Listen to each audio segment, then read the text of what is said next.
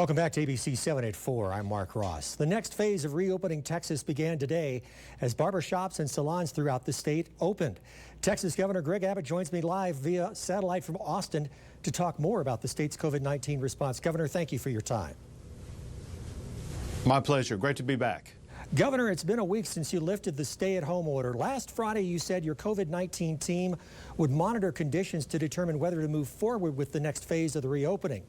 County judge here in El Paso yesterday, while announcing our deadliest day with 7 deaths and 71 new cases in the county, saying, quote, "The mayor and I are very convinced that we do not have a good understanding of the numbers that continue to climb."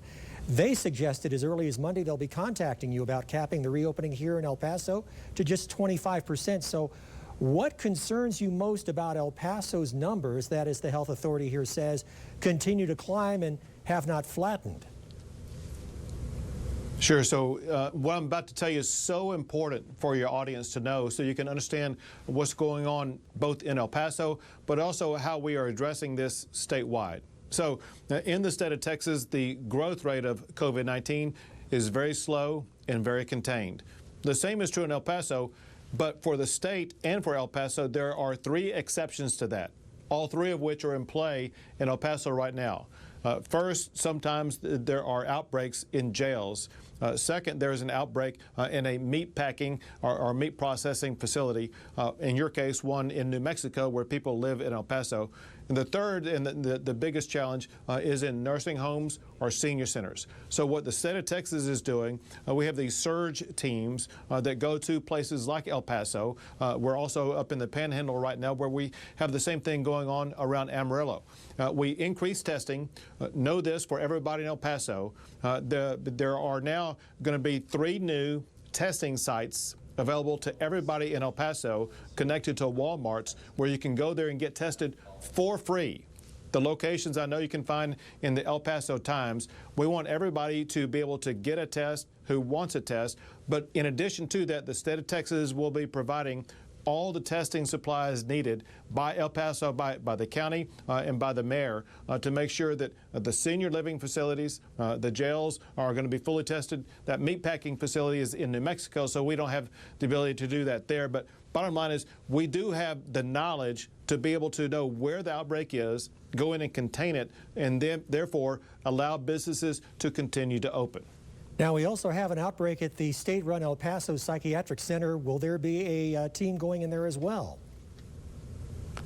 Right. So whenever there's an outbreak, and it could be a healthcare facility like what you just talked about, or a senior living facility, whenever there is an outbreak there, we go in and we test everybody in that facility. That's the Health and Human Services Commission will be in charge of that particular effort. But they will go in and identify those who test positive and separate them from those who test negative so we can contain the spread of COVID-19 in that particular facility and then help those physically who test positive.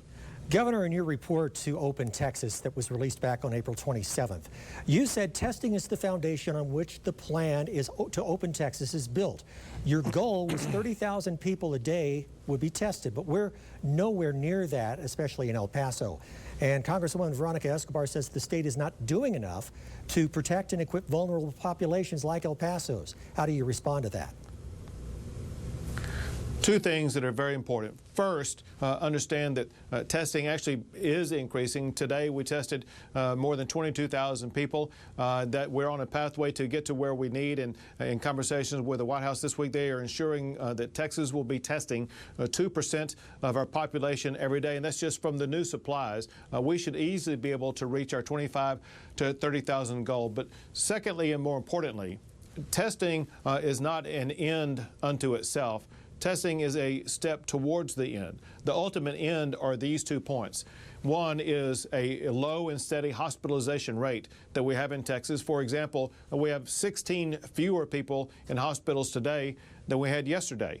Throughout this entire time period, there's been a relatively steady level of people in hospitals. And then second is deaths. 1 death is 1 too many. However, of all the large states in the country, Texas has by far the lowest death rate The only states with lower death rates than Texas are some of these large states with little population like Alaska, Wyoming, Montana, etc. And so we are doing everything that's needed. I say we, I'm really talking about our healthcare providers are doing such a great job of taking care of those who contract COVID.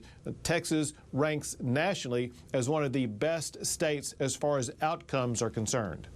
Texas Governor Greg Abbott, thank you very much for your time this afternoon. My pleasure. Thank you.